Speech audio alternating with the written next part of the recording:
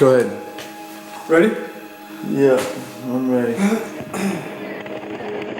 For weeks, this European capital has been the scene of a violent uprising. My name is Christopher Allen. I'm a writer and photojournalist focusing on covering conflict. The president tonight is in hiding, and just look at the images coming in now. Families wandering the grounds of his luxury I home worked in outside Turkey the capital today. For The Independent, for Al Jazeera, for Vice. David, what we saw here today was a revolution. For the second time in a decade, Ukraine has ousted its president. Just let it roll. So what now? I've introduced myself. What now, Chris? What do we do now? It's April 2014. For months, hundreds of thousands of protesters have been gathering on Maidan Square in Kyiv, Ukraine. It's one of those moments that you can feel the gears of history turning. The battle between Russia and the West has just resumed. Ukraine. Russian troops are spreading out throughout the strategic Crimean Peninsula. And travelling to the heart of it is Christopher Allen, a 23-year-old American graduate studying European history. For him, this moment is just too important to miss. He's bored of academia and frustrated by the feeling of being outside the world, looking in. He decides that his spring break is going to be different. The conflict in Ukraine was just beginning, and history felt like it was happening there, and better to be on the front lines of history than to be in the library studying it. He buys a ticket to Ukraine and heads straight for the new front line in the east of the country, where a war is unfolding. Catching buses, riding in cabs, he travels to Donetsk, the center of the action. There, a group of rebels wanting to break away from Ukraine have just seized control of a government building. Chris joins the growing crowd of protesters outside. And when he gets inside the building, he sends his mum a picture. Then he heads to a nearby town. He's just set up a Twitter account and he posts what he sees: checkpoints, Molotov cocktails, sniper rifles. There's a photograph of him from around this time. He's standing with two guys, both of them wearing bulletproof vests labeled press. They're both standing boldly, looking at the camera. But Chris looks very different. In just a t-shirt and a backpack, he looks so young. This lean 23-year-old with short, thick brown hair and intense, dark eyes. He's totally winging it, but he's getting exactly what he wanted: a front row seat to the biggest story in Europe. And in amongst all of this drama, he's a complete unknown, a student, a tourist, smoking Ukrainian cigarettes and tweeting into a void. But it doesn't matter, because Chris is hooked. After 2 trips to Ukraine that year, he starts to figure out who he wants to be and how he can keep coming back. Journalism seems like an obvious choice. He's grown up on a healthy diet of books by the great war reporters, those golden age, cigarette-smoking, suit-wearing hacks of Vietnam or the leather jacket press corps of Bosnia. Reporting is a reason to be there. It's a passport to war. And so he starts writing, and he gets published. With Christopher Allen. He's a freelance journalist at the moment in Kiev, though he has traveled the country during this crisis. The thing is, he's not the only American to have traveled to the front line. Plenty of other Westerners have arrived. They too have chosen this war. Only they're there to fight. In the various battalions that have sprung up to defend Ukraine against the separatists who want to be closer to Russia. So he came out to us and embedded with myself and the foreigners that were...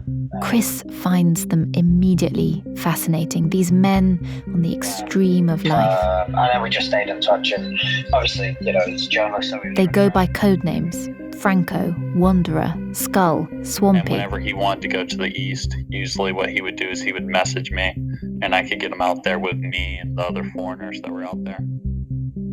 He notes in his journal that some of them proudly call themselves soldiers of fortune, mercenaries, though they're barely getting paid. And he scribbles a line from one of his favourite books, All Quiet on the Western Front, about World War I. This is the front. Now we're within its embrace.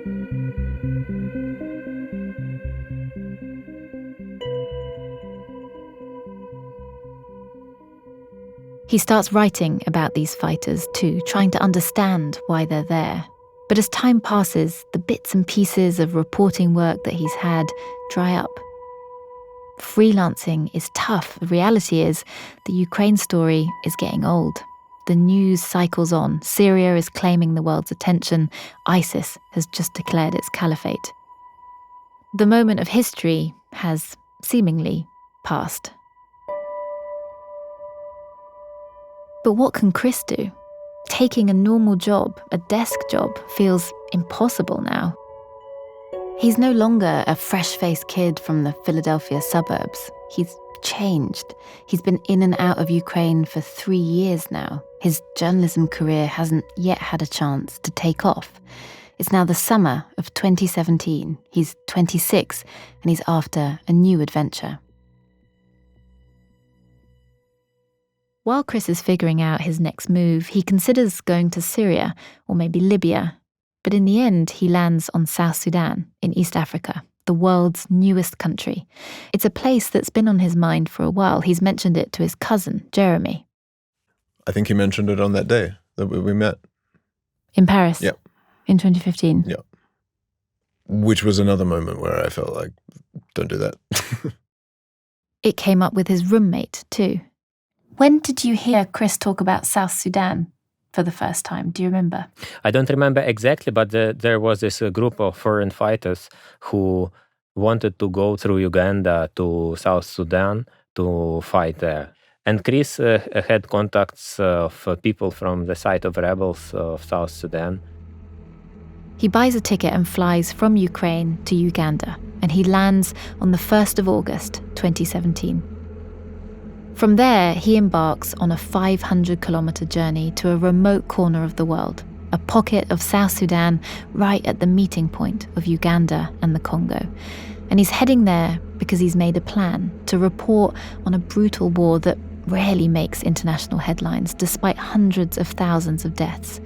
To put it bluntly, it's a war that very few people care about. A fractured conflict between the government of South Sudan and opposition rebels who are challenging the leading party. But this sprawling, remote front line is Christopher Allen's final destination. I received the messages from Chris. The 5th of August, saying that he was in Africa. 9:16 in the morning.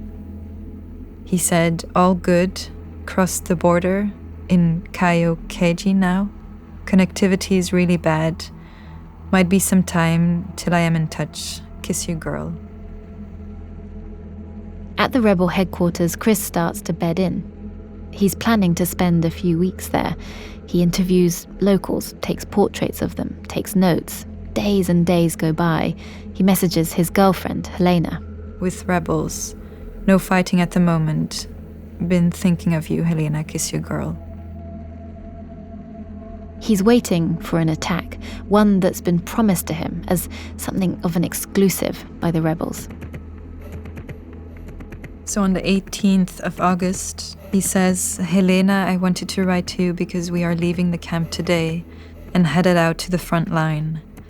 I'm not sure what connectivity will be, but I hope I will be able to write you again by the end of the month. Then, suddenly, 2 other journalists appear from one of the biggest news agencies in the world. Chris is upset. He thought he had this one to himself. But he sticks with his plan, and very soon he joins the rebels in a long trek for hours overnight through long elephant grasses taller than him, through driving rain, through rivers, to reach a place called Kaya.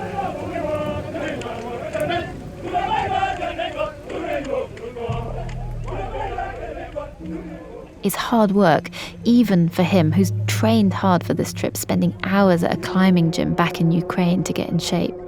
But still, this is all new to him. His first time in Africa, his first time reporting in these kinds of conditions. He keeps careful notes as he goes, and he writes, "Death seems a very close counterpart to life here."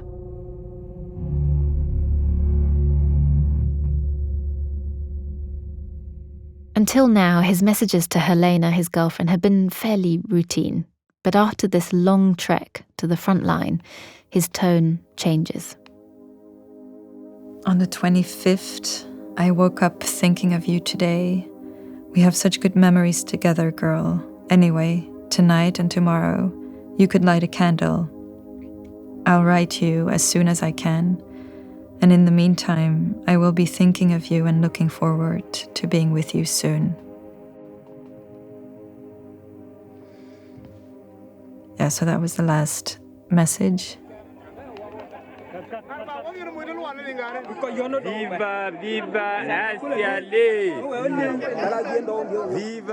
On the 26th of August, the rebels leave early in the morning, before sunrise. The journalists join the walk into Kaya, a town on the border with Uganda. I remember feeling, this is superstition shit, but I felt like very low. I said something like, we have so many good memories and so many good memories to come, And then the shooting starts.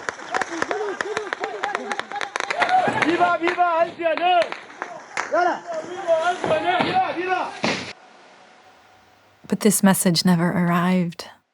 My name is Denise Knapp. I'm calling from the U.S. Embassy in South Sudan. I need to speak with you as soon as possible. You may contact me and ask to be connected to the consul at the U.S. Embassy in South Sudan. Thank you.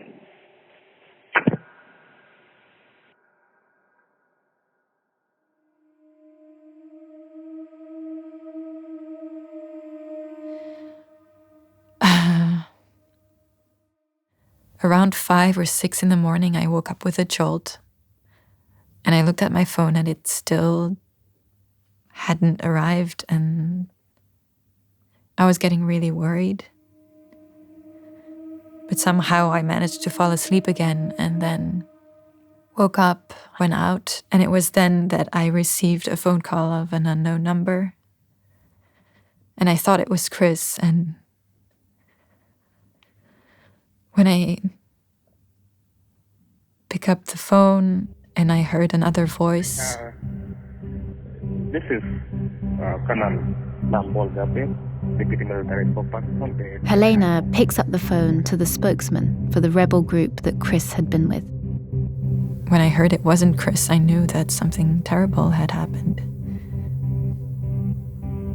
So it was Lamb Paul telling me, well, I asked, is Chris all right? And he said, no, Chris is dead. And I said, no, that's not possible. That's not true. And Lamb Paul told me, you gotta be strong now. You gotta call the embassy, get in touch with his family and friends because... And I got a message from my cousin Amy. I haven't been able to reach out to them yet. And she wrote and told me that Chris was dead. And I remember feeling kind of disconnected from the news. Then I walked down the garden, up the metal stairs, and I think I probably called my mum to tell her. And then it all started to sort of unfold pretty fast. A man called Christopher Allen has been shot and killed, but nothing beyond that single fact is clear. Not even who Chris really is and why he's there. And government spokesman says the young American journalist was on a different mission in South Sudan. A more sinister claim is made, that Chris hadn't been there to report on the rebels, that perhaps he was a rebel. 48 hours after he's shot, the South Sudanese information minister dials into South Sudan in Focus, a radio show in the US. And in the fighting, 16 rebels, including a white rebel, were killed. The identity of that white man is not known. but he was among those who attacked the garrison. He was at his full year fighting in line. They were saying he's not a journalist, he was a rebel. That was the first time they made that claim. Do you remember that interview? Yes, the Minister of Information, Michael McCoy, said that there was a white rebel shot. That is when we asked him, we said, this guy is a journalist. He said, no, this was a white rebel. The information minister tells reporter John Tanzer that Chris was a white rebel, a white man fighting the rebel cause. What he's saying is, Chris was a mercenary.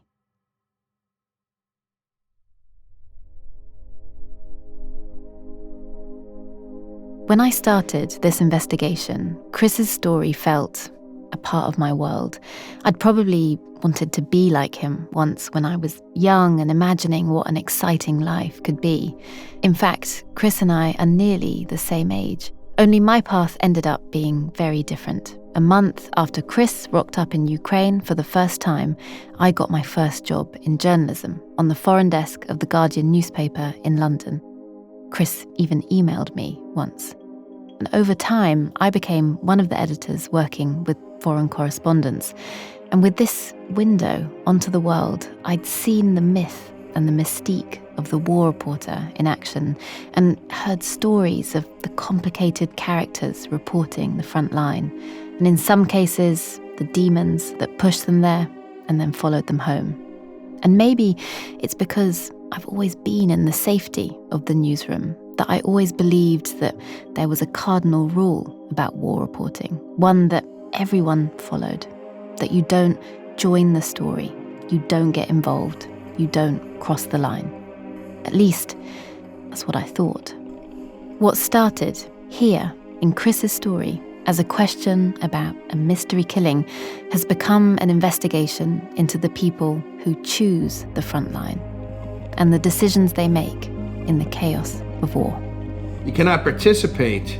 You cannot pick up a gun. You cannot fire a gun, right? He was very interested about violence, what it means to be good, what it means to be violent, and he wanted to understand this. War is ruled by the dynamic of chaos. You can try and control your outcomes. This is one of the but there's no guarantees. Great difficulties with working in war is that war is like pig iron on your moral compass. I'm Basia Cummings, and from Tortoise, this is Pig Iron. Episode 1, White Rebel.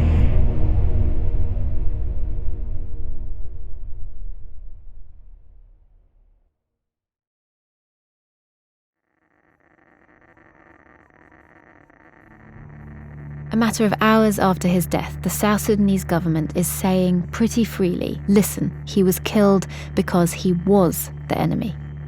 I'm wondering whether your government or military have past experiences with so-called white rebels fighting on the side of the anti-government forces. We are not in a position to identify that person. Images begin circulating online showing Chris's dead body. It's been humiliated. In one image, he's been stripped naked. What was your gut response? Well, I was shocked. I was just shocked because we know this was Chris Allen. He has never been a rebel. I was just shocked.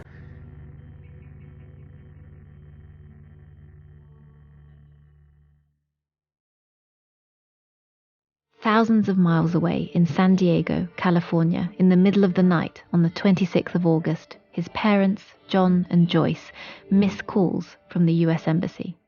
Then they wake up into a nightmare. I think the suggestion that he was something other than what he was just horrifying. And to hear his death shrouded in an untruth felt terrible. Chris's body lies for around 3 days in a military hospital in the South Sudanese capital, Juba. The US consul has to buy ice with her own money to keep it cool. Chris's parents are now in a race against time, a race to get his body back so that they can get a post-mortem performed to find out how he was killed, and a race to combat the idea that he was a fighter. This was not the Chris they knew. He chose to bear witness.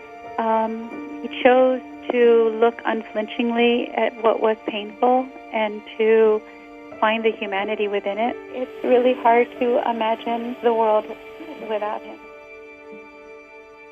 But the thing about suspicion is, it's infectious. The question sticks. And it sticks so successfully that here I am, 5 years later, still asking it. And if you were in my position, if you were me, what are the questions that you would be asking on this story? Well, my first question would be, how did Chris end up in Kaya? Who took him there? And finally, why were so many different narratives? Why not one narrative? After 10 days in limbo, Chris's body finally lands in San Diego. His parents are waiting on the runway. There's a hush of respect on the tarmac as his coffin is unloaded.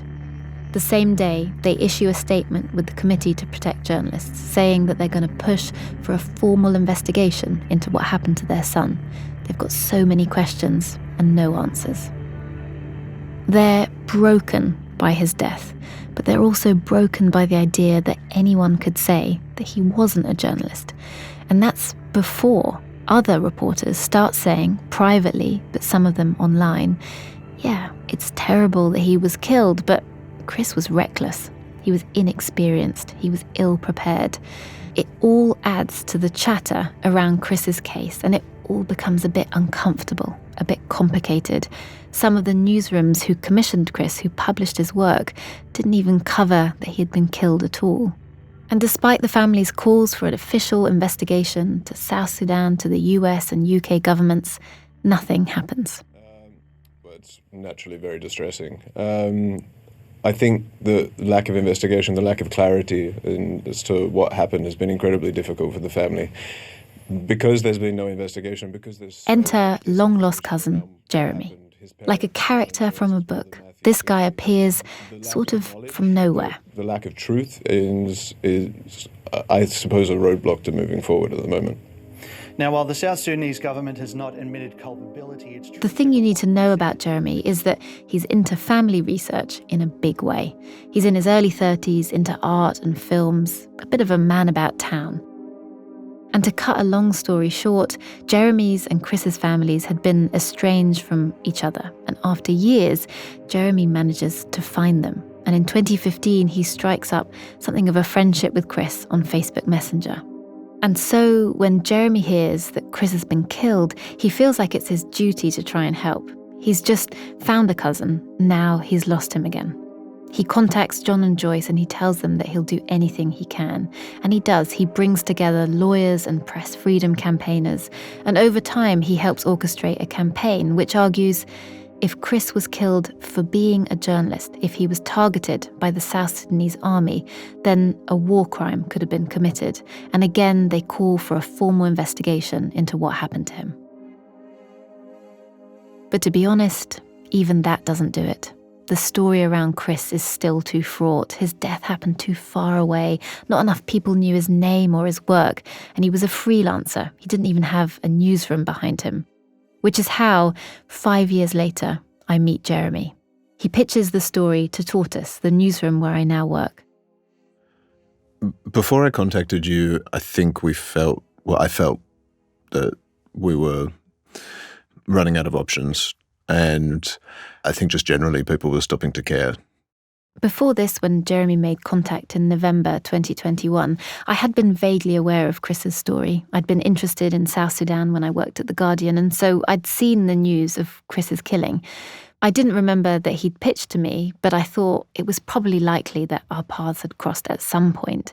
I'd even considered doing the story here at Tortoise a few months before I heard from Jeremy, but I think part of me thought, why this guy? The only white journalist killed in a country where scores of local reporters have been killed. I didn't really get it. So when Jeremy appeared, saying very clearly, there's more to this, I was willing to listen. We started talking, and just as I was grappling with whether to take it on and to make this podcast, a letter arrived. Out of nowhere. The timing was extraordinary. The idea to run a writing prize in Chris's honour came from a South Sudanese activist in Australia who's been really involved in the case, more or less since Chris was killed. Her name's Neon. So it just felt as though it fit who Christopher seemed to be. And he was maintaining a different part of his identity alive. Even his family tried to struggle with finding justice. An essay competition set up with the help of a South Sudanese lawyer, Neodol, was a neat way to keep Chris's name alive. It was a competition for school-age kids in or from South Sudan.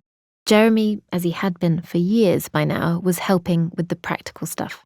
My role was to monitor the email inbox that's associated with the writing prize on the website, primarily because from time to time you get fairly nasty notes, and it was just better that John and Joyce didn't have direct access to that, so I'd be like a filter. But he made a mistake. An email came through with attachments. Jeremy skimmed over it, thought it looked basically fine, and forwarded it on to Chris's parents. The handwritten letter, when it came, seemed fairly innocuous, so I just sent it on. And it came as in an email? Yes, so funny, isn't it? It came in an email, but it was handwritten. So it was a picture of a handwritten note. And all the other entries had been word processed. And nothing stood out to me about the letter at that stage. John and Joyce get the submission and they read it. Then I got a message from John and Joyce. We have a WhatsApp group. One of them wrote and said, "Are you fucking reading this?" What they were reading, well, when I saw it a few weeks later, I had the overwhelming sense that someone had taken time, a lot of time, to write these 12 pages. In biro pen, on lined A4 paper, this man, writing from a refugee camp, had filled the pages with reams of claims, filling them from top to bottom with phone numbers and annotations and place names and times and dates. There was barely any room left on the page, and it felt eerie and uncomfortable.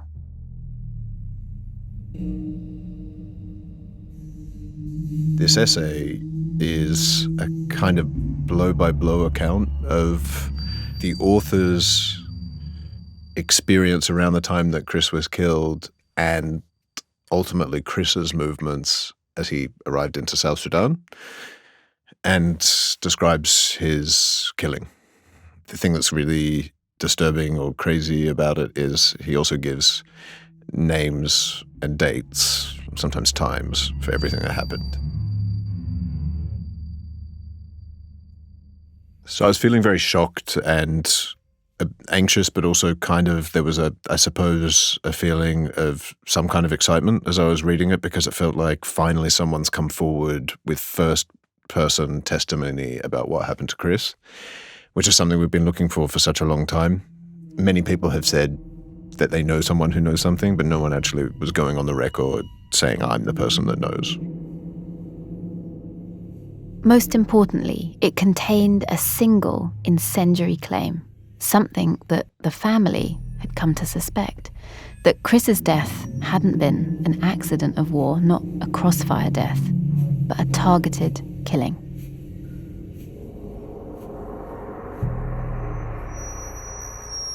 I guess the biggest message is that he was captured alive and handed over to military intelligence, who then, because Chris wouldn't cooperate with them, killed him.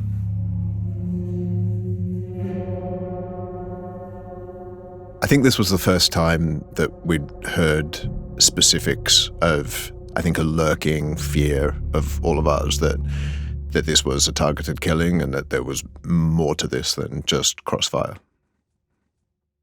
Jeremy and I retained a healthy skepticism. It could, of course, be a weird scam, somebody pretending to have information, maybe as a way of asking for money.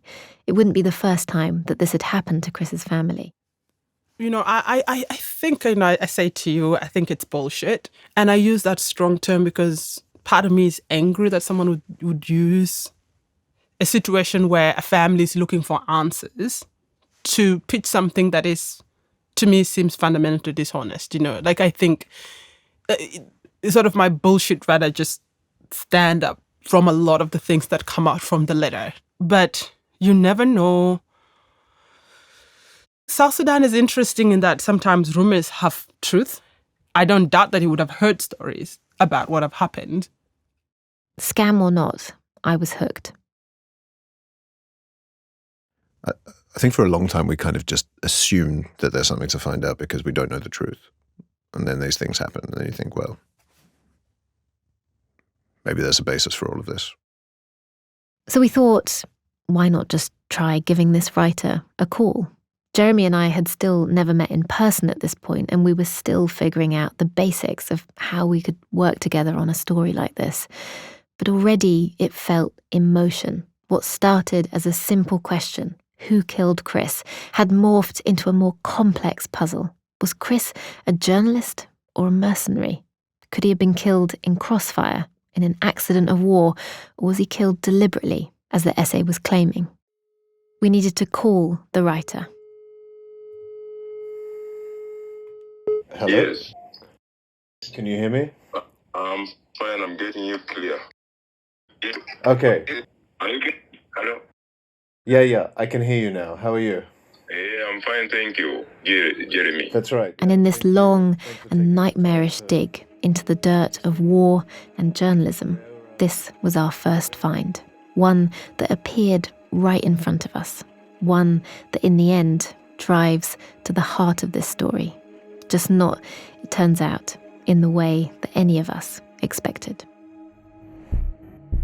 So you think it's a good idea for us to meet him in person? Carefully, but yes, I think so. What does carefully mean? You should always be careful in South Sudan. What impact did his death have on you? I was quite close to getting on a flight. Not that it would have done anything. I mean, revenge is a pointless thing. He knew what to do and what not to do. He knew how far he could go. Then there are other layers to this, like the pathologist who examined the body in San Diego seems to have suggested to the parents at some point that his brain was removed. In a war situation, sometimes you go your own way. This also happens. I go, what do you mean you wouldn't sell out Chris? I wouldn't sell him out. I know who killed him and why.